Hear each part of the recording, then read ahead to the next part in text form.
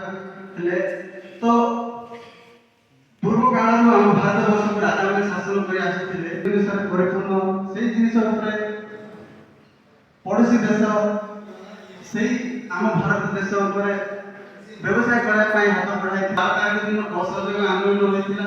ସେଇ ଅସହଯୋଗ ଆନ୍ଦୋଳନକୁ ଇଂରେଜମାନେ ରଖିବା ପାଇଁ ପ୍ରବଳ ଚେଷ୍ଟା କଲେ, କିନ୍ତୁ ସେଇ ଚେଷ୍ଟାର ଅସଫଳ ହୋଇଥିଲା। କିନ୍ତୁ ଇଂରେଜମାନେ ହାର ମାନିଲେ ନାହିଁ। ଧନ୍ୟବାଦ କରୁଅଛି। ଉଦ୍ଦେଶ୍ୟ ହେଉଛି ଇଂଲଣ୍ଡର ମାତୃଭୂମି ତାଙ୍କର ଯେପରି ଏଇଟା ପ୍ରଥମ ସମ୍ବିଧାନ ଲେଖିବାରେ ଗାନ କରାଯାଇଥିଲା। ଆମ ଦେଶ 1947 ମସିହା ଅଗଷ୍ଟ 15 ତାରିଖ ଦିନ ସ୍ୱାଧୀନତା ଲାଭ କରିଥିଲା। ଆମେ ରାଷ୍ଟ୍ର ପ୍ରତି ସଦାସତର୍କ ରହିଲେ ହିଁ ରାଷ୍ଟ୍ରର ସ୍ୱାଧୀନତାକୁ ଅକ୍ଷୁଣ୍ଣ ରଖାଯାଇପାରିବ। ଦିନେ ଭାରତର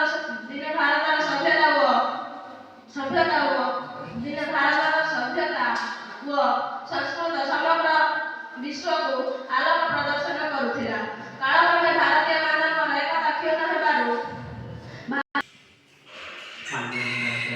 ଶିକ୍ଷୟିତ୍ରୀ ଏବଂ ଶିକ୍ଷକ ଏବଂ ଭାଇ ଭଉଣୀ ଆଜି କିଛି ସ୍ୱାଧୀନତା ଦିବସ ବିଷୟରେ କିଛି କହିବା ପାଇଁ ସୁଯୋଗ ପାଇଥିବା ସୁଯୋଗ ନିର୍ମାଣ କରୁଛି। ଆଜି ହେଉଛି ସ୍ୱାଧୀନତା ଦିବସ, ଯାହାକି ଆମର 1947 ମସିହା ଅଗଷ୍ଟ ମାସ 15 ତାରିଖ ସ୍ୱାଧୀନତା ହେଇଥିଲା।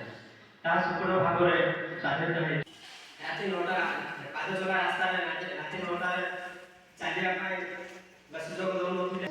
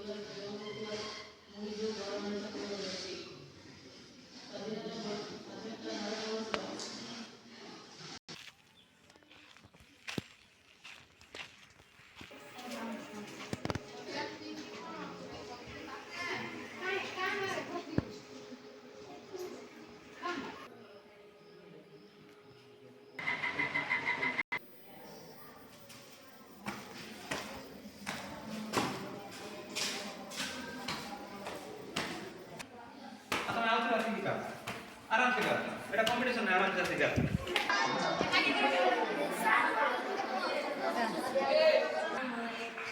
ଆମେ ପଢ଼ିବୁ ଆମେ ଗଢ଼ିବୁ ଦେଶ ଆମରି, ଏ ଭାରତେ ଆମ ଜନ୍ମ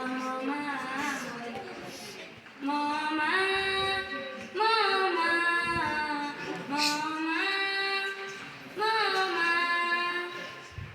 ପାଇଁ ଜୀବନ ଦେବୁ ଆମେ ତାଙ୍କରି। ଆମେ ପଢ଼ିବୁ ଆମେ ଗଢ଼ିବୁ ଦେଶ ଆମରି, ଏ ଭାରତେ ଆମ ଜନ୍ମ